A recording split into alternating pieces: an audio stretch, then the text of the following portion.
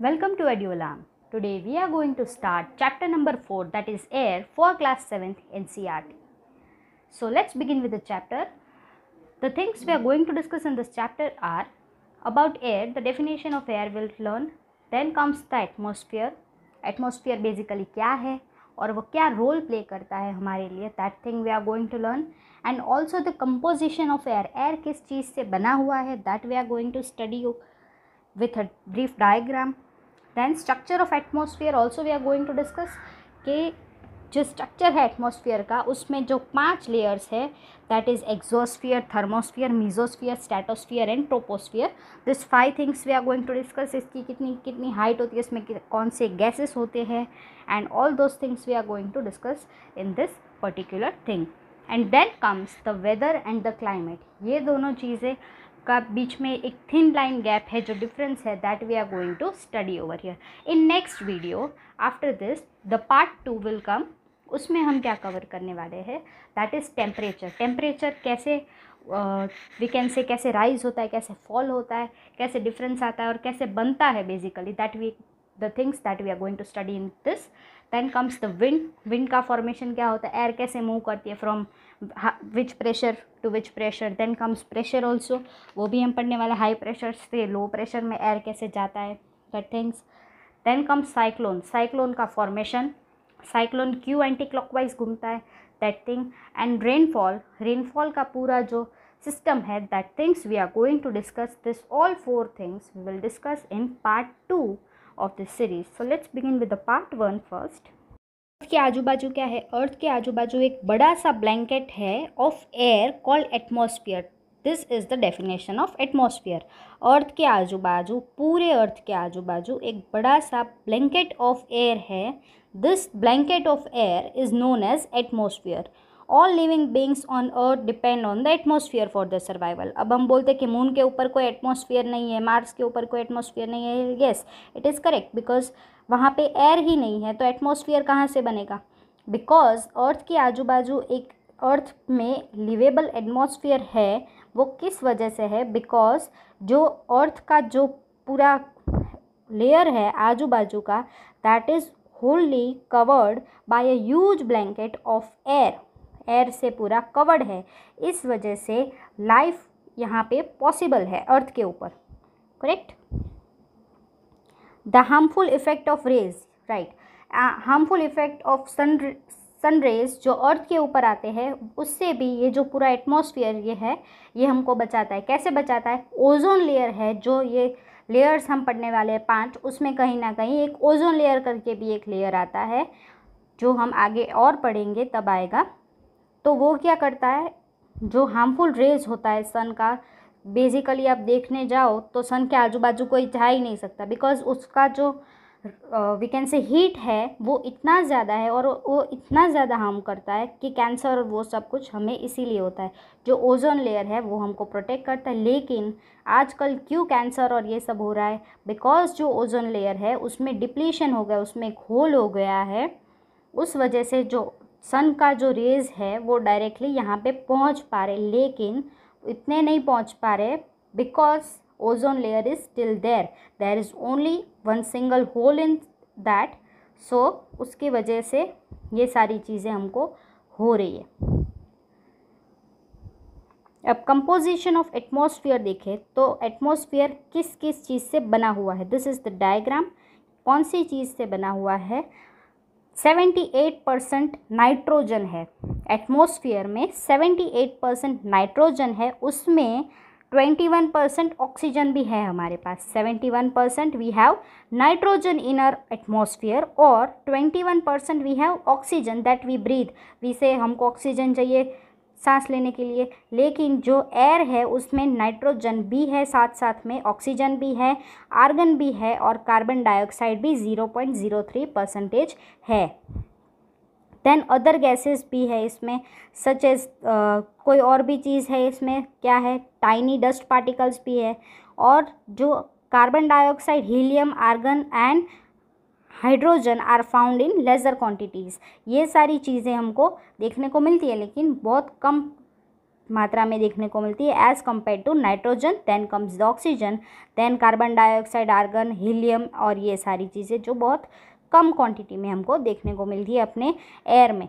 तो air basically ये सारे गैसेस जब मिक्स होते हैं और साथ साथ में जो टाइनी डस्ट पार्टिकल्स होते हैं वो भी मिक्स होते हैं, तब जाके बनता है पूरा एयर का स्ट्रक्चर। अब nitrogen is the most plentiful gas in air. When we inhale, we take some amount of nitrogen in our lungs and exhale it. But the plants need nitrogen for their survival. हमको nitrogen survival के लिए नहीं चाहिए, लेकिन जो plants है they fully depend on, we depend on air, but उसमें जो कंपोजिशन में समझा दिया वैसे, लेकिन जो प्लांट्स है उनको क्या चाहिए, उनको सिर्फ नाइट्रोजन चाहिए। वो ऑक्सीजन तो लेते नहीं है, ऑक्सीजन तो देते हैं, कार्बन डाइऑक्साइड लेते हैं, लेकिन उनको नाइट्रोजन भी चाहिए for the survival. But the problem over here is जो नाइट्रोजन वो लेते हैं वो डायरेक्टली वो ले नहीं पाते। तो क्या होता है, जो बैक्टीरिया होता है सॉइल के अंदर वो लेता है नाइट्रोजन बाहर से, फिर वो कन्वर्ट करता है उस फॉर्म में जिस फॉर्म में प्लांट को वो दे सके, और प्लांट अपने रूट्स में से सब में से नाइट्रोजन लेता है, वो अपने आप को फिर वो ग्रो करता है और फाइनली वो ऑक्सीजन बाहर निकालता है। This full process is known as the photosynthesis. अब ऑक्सीजन जो है वो सेकेंड प्लेंटीफुल गैस है एयर में। Human and animals take oxygen and from the air as they breathe. Green plants produce oxygen during the photosynthesis. As I said before, पूरा photosynthesis का जो process है जो हमने छोटे स्टैंडर्ड में साइंस में ऑलरेडी पढ़ा हुआ है। Then comes the carbon dioxide. ये एक बहुत इंपॉर्टेंट गैस है। कैसे? Green plants use carbon dioxide to make their food and release oxygen.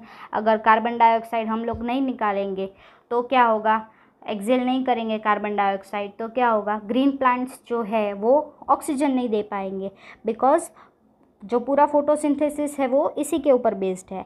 As a result life possible नहीं होगा। तो ये जो इंटरैक्शन है between human, animals and whole we can say whole environment, ये बहुत इंपॉर्टेंट है to sustain a life on earth. Then what comes, yes, जो कार्बन डाइऑक्साइड है वो और ऑक्सीजन का लेवल दोनों इक्वल है, मतलब लाइफ अच्छे से चल रही है। But where the problem over here is due to burning of such products like fuels, और ये सारी चीज़ें जो फैक्ट्री में जो धुआं निकलता है और उस सारी चीज़ों से जो कार्बन डाइऑक्साइड लेवल है as compared to oxygen level वो राइज हो जाता है। कार्बन डाइऑक्साइड राइज हो जाता है एटमॉस्फेयर में। As a result increase volume of carbon dioxide is affecting the earth weather and climate. तो उससे क्या होता है, ये सारी चीज़ें जो जलती है, ये सारी चीज़ें जो फैक्ट्री में से निकलती है धुआं और वो सारी चीज़ें, उससे क्या होगा, पूरा जो वेदर है, क्लाइमेट है, उस पे अर्थ के वेदर और क्लाइमेट पे उससे असर पड़ेगा because of excess carbon, right. Here I left two things, that is greenhouse and global warming. इधर ग्रीन हाउस इफेक्ट का जो डेफिनेशन दिया है, carbon dioxide release in atmosphere creates a greenhouse effect by trapping heat. अब जो carbon dioxide जो विच we release वो थोड़ा एटमॉस्फेयर में वो ट्रैप कर लेता है, और वो ग्रीन हाउस गैस बोलते हैं, हम उसको ग्रीन हाउस इफेक्ट बोलते हैं। वो हीट को ट्रैप कर लेता है अंदर। क्यों? बिकॉज जब रात होती है तब हमारे पास सन नहीं होता, तो इट रिलीजेज द हीट। क्यों हीट रिलीज़ करता है? बिकॉज रात को अगर वो हीट रिलीज़ नहीं करता तो टेम्परेचर इतना ज़्यादा राइज हो जाता कि हम लोग फ्रीज़ हो जाते पूरे के पूरे। जैसे कि हम ब्लैंकेट लेके अगर सोते हैं तो हमको ठंड नहीं लगती, राइट, बिकॉज जो हीट है बॉडी में से वो रिफ्लेक्ट होके वापस आ जाती है। वैसे ही क्या है इसमें, जो हम carbon dioxide which we release, it gets trapped in the atmosphere and what happens at night time it releases. तो हमको गर्मी मिलती रहती है एंड लाइफ, रात को भी हम बर्फ़ नहीं बन जाते, हम फ्रीज़ नहीं हो जाते। Then comes the global warming. What do you mean by global warming?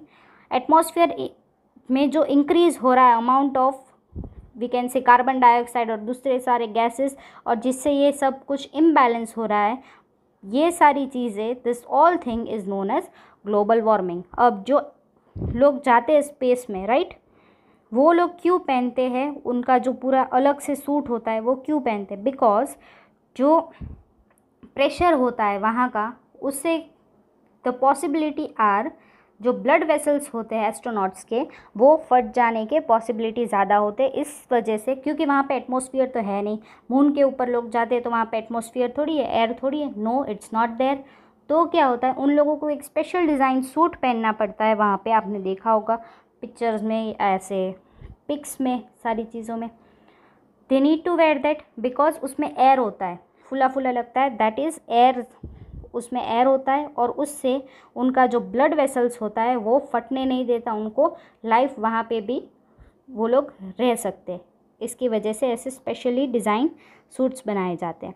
Then comes the very important part over here, the structure of atmosphere.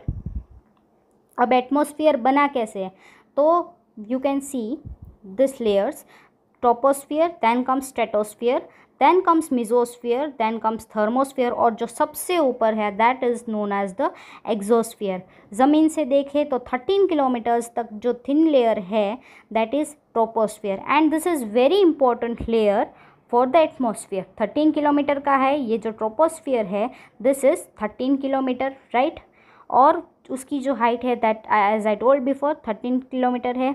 जो एयर हम ब्रीथ करते हैं that exist over here, the air that we breathe that exist in this 13 kilometre inside the troposphere, and the natural phenomenon like the hailstorm, rains, and this all things, fog and all this occurs in only this 13 kilometer space. Then the second layer comes over here is the stratosphere. Now stratosphere is about 50 kilometer, where the troposphere ends stratosphere starts, और जो thin line है stratosphere and troposphere की, that thin line is known as tropopause. Troposphere और stratosphere के बीच का जो thin line है, जो divider we can say, that line is known as tropopause, because here the troposphere pauses and the stratosphere starts. Then also the thin line between the stratosphere and mesosphere is known as stratopause, because here the stratosphere pauses and mesosphere begins. Same way, the thin line between the mesosphere and the thermosphere is known as mesopause, because here the mesosphere pauses and the thermosphere starts. And the last but not the least, the thin line between the thermosphere and exosphere is known as thermopause, right? So when we talk about stratosphere particularly, this lies up to the 50 kilometer जो उसका height है, where the troposphere ends the stratosphere starts, तो वहाँ से वहाँ तक का जो height है that is about 50 kilometers. The layer is formed free of clouds, so we can say it is the perfect place to fly the aeroplanes, right? तो aeroplane जो है वो कहाँ पे फ्लाई होते हैं, in stratosphere, because there is no cloud, कोई disturbance नहीं है वहाँ पे उसके लिए. Then comes one important feature of stratosphere is that it contains ozone layer. जो ओजोन लेयर हमको सन के हार्मफुल रेज से बचाता है, हमको कैंसर होने से बचाता है, that ozone layer is situated where, it is situated in stratosphere above the troposphere. In stratosphere ozone layer is situated, it is denoted by O3. Ozone layer depletion हो रहा है, उसके लिए कौन सा गैस रिस्पॉन्सिबल है, CFC, that is chlorofluorocarbon. Then comes the mesosphere. After stratosphere what comes? Mesosphere, and the thin line between the stratosphere and mesosphere is known as the stratopause, because where the stratosphere ends and mesosphere starts, it comes with a pause in stratosphere and mesosphere starts over here, we can say. This is extended up to 80 kilometers. जो third layer है mesosphere, that is up to, it extends the height up to the 80 kilometers. और जो meteoroids आते हैं space से, हम सुनते हैं कि ये आने वाला है, ये पत्थर गिरने वाला है, ऐसा होगा वैसा होगा, this all things happen in space. जो स्पेस से जो रॉक्स है, रॉक पार्टिकल्स है, बड़े बड़े रॉक है, वो जो अर्थ के ऊपर आने से रोकता है, that layer is known as mesosphere. तो गिरते हैं, कोई गिरे हैं मीटेरॉइड्स, लेकिन इतने भी नहीं गिरते, रेयरली गिरते, because this mesosphere protects us from that rocks known as meteoroids. और ये क्या करता है, जो स्पेस में से जैसे ही आता है ये meteoroids, उसको वहीं पे रॉक्स को बर्न कर देता है in this layer in mesosphere, right? Then comes the thermosphere. Thermosphere का जो टेम्परेचर है वो बहुत ज़्यादा राइज हो जाता है विथ इंक्रीजिंग हाइट. जैसे जैसे हाइट ऊपर जाएगा वैसे वैसे थर्मोस्फीयर का जो टेम्परेचर है वो भी ऊपर ऊपर जाएगा. Then comes the ionosphere is a part of this layer. जो आइनोस्फीयर हमने सुना होगा, आइनोस्फीयर जो है वो थर्मोस्फीयर का एक पार्ट है. It extends between 80 to 400 kilometre. The longest one 80 to 400.